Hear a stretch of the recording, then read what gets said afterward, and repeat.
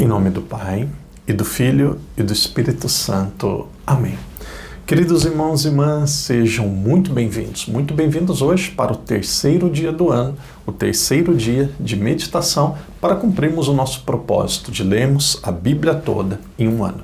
O dia de hoje é um dia que nós vamos ler mais capítulos, é um dia que nós vamos avançar um pouco mais. Nesse terceiro dia, nós vamos meditar sobre os capítulos 7, 8, 9, 10 e 11 do livro do Gênesis. Capítulos curtos, capítulos muito interessantes.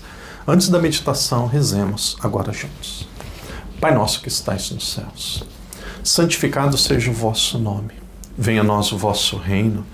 Seja feita a vossa vontade, assim na terra como no céu.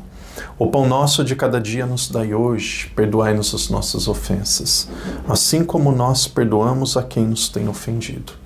E não nos deixeis cair em tentação, mas livrai-nos do mal.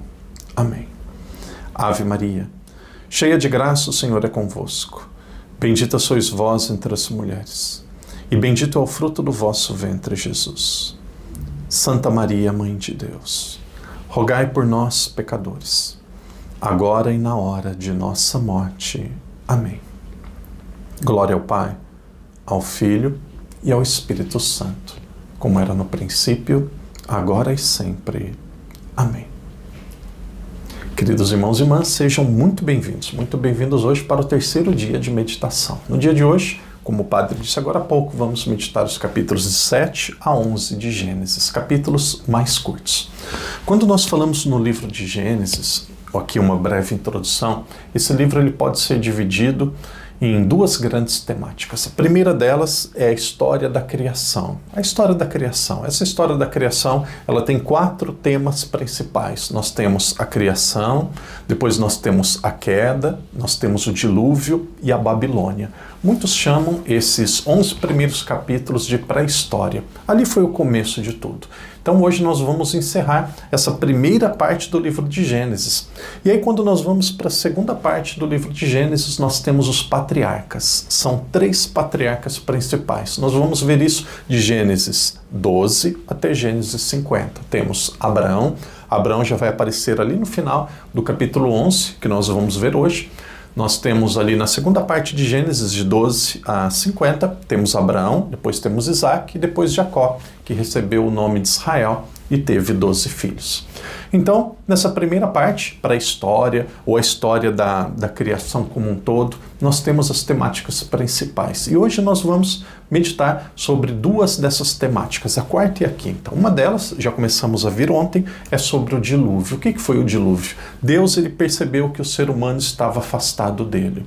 Deus ele percebeu que o ser humano estava se corrompendo. Deus ele desejou renovar a humanidade. E aqui acontece o dilúvio. Como que o dilúvio acontece?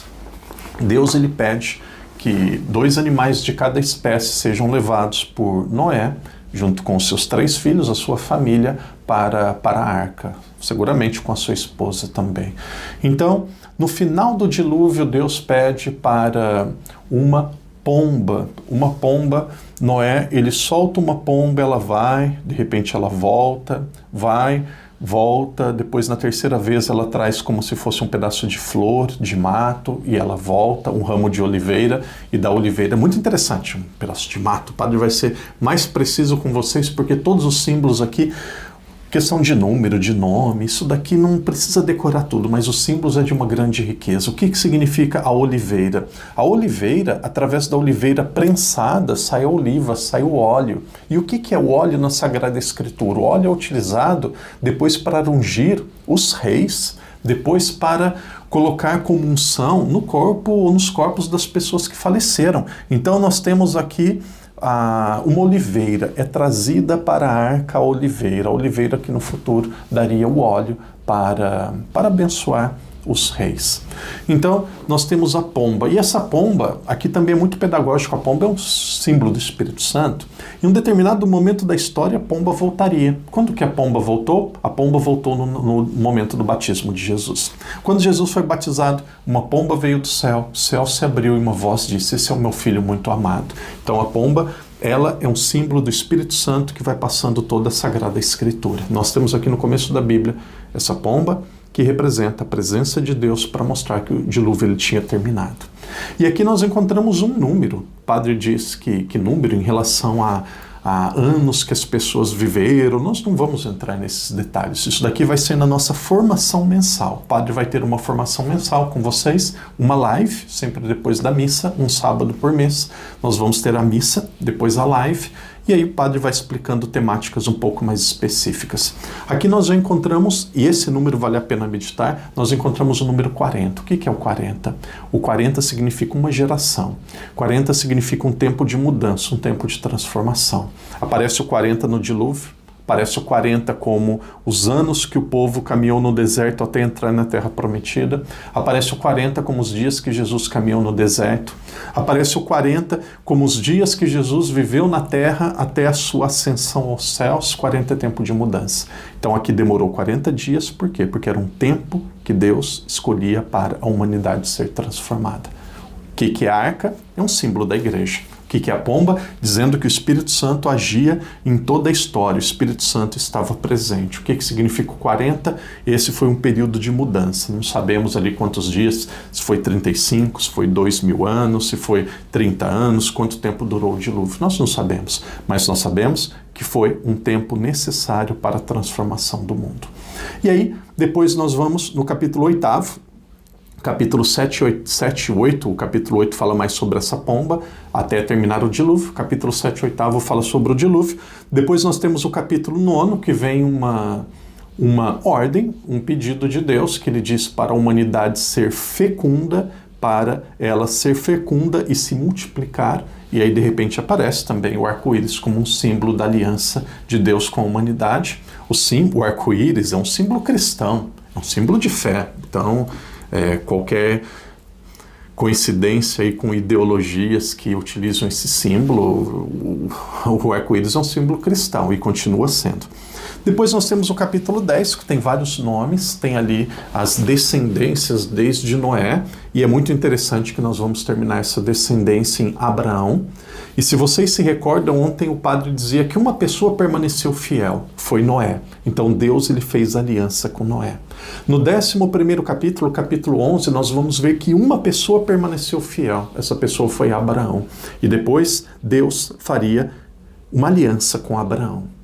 Mas no capítulo 11 nós temos ali como temática principal algo que já ouvimos falar muitas vezes sobre a Torre de Babel. O que foi a Torre de Babel? A Torre de Babel é a Torre da Babilônia. Babilônia que depois seria o local de um grande exílio, onde o povo de Deus foi levado ali, e foi levado para lá entre o ano 590 e 530 a.C. Nós vamos ver isso principalmente nos livros futuros da Sagrada Escritura.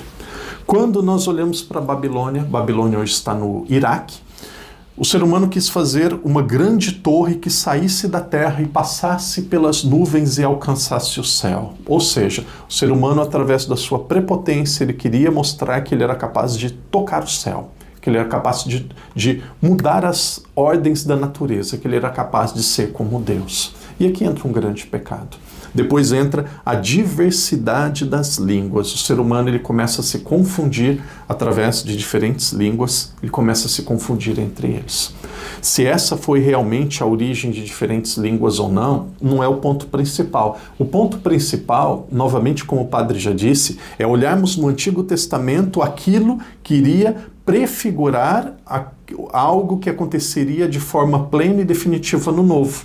Nós temos Babel, como é a confusão das línguas, e depois nós temos algo no Novo Testamento que é como a unidade das línguas. Unidade das línguas, nós temos aqui o Pentecostes, capítulo 2 de Atos dos Apóstolos. Então, na Babel, as línguas se confundiam. Em Pentecostes, pessoas diferentes, eles falavam a mesma língua. Qual que é essa língua? A língua do Espírito Santo, a língua do amor, a língua que foi deixada para a Igreja de Cristo, que é a Igreja Católica Apostólica Romana.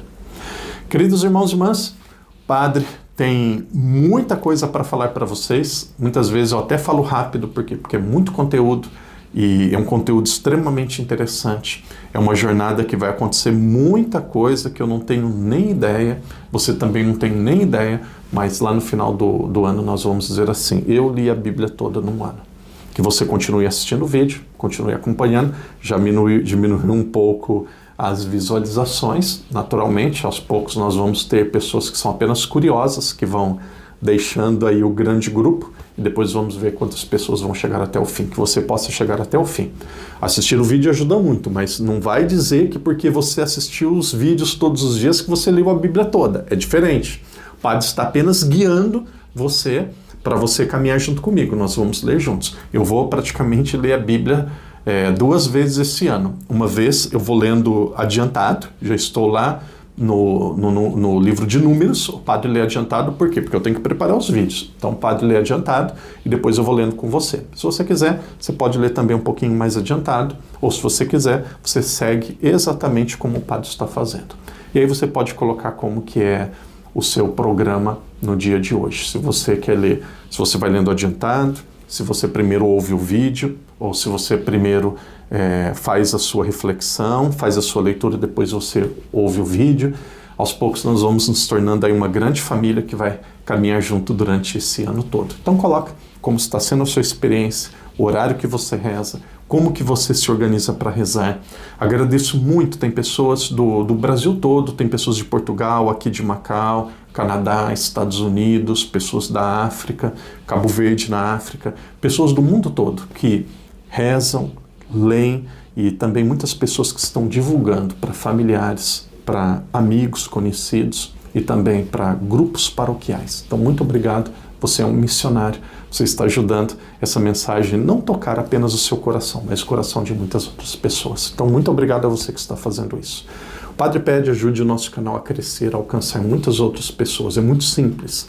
Faça a sua inscrição no canal, ajude quem mora com você, outras pessoas próximas a também fazerem, para nós crescermos, termos mais relevância diante do YouTube, e o YouTube espalhar e sugerir este vídeo para muitas outras pessoas.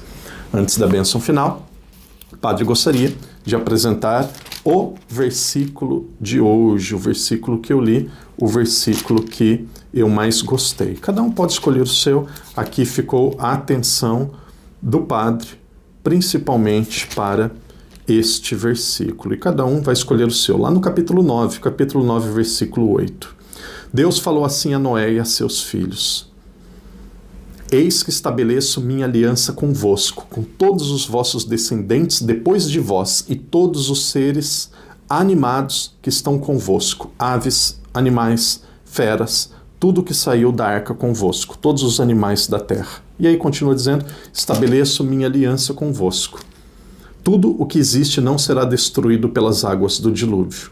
Não haverá mais dilúvio para devastar a terra. Capítulo 9, versículos 8, 9, 10 e 11. Em outras palavras, Deus faz uma aliança. E essa aliança é para sempre.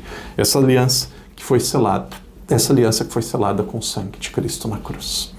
Terminamos agora, depois de 3 dias, a primeira parte do livro de Gênesis. Amanhã nós vamos continuar a partir do capítulo 12. Nós vamos continuar e vamos meditar sobre Abraão, o pai da fé. Que Deus te abençoe, que Deus te proteja. Se inscreva no nosso canal, ajude outras pessoas também a acompanharem este ano com a Sagrada Escritura. Em nome do Pai, do Filho, do Espírito Santo. Amém.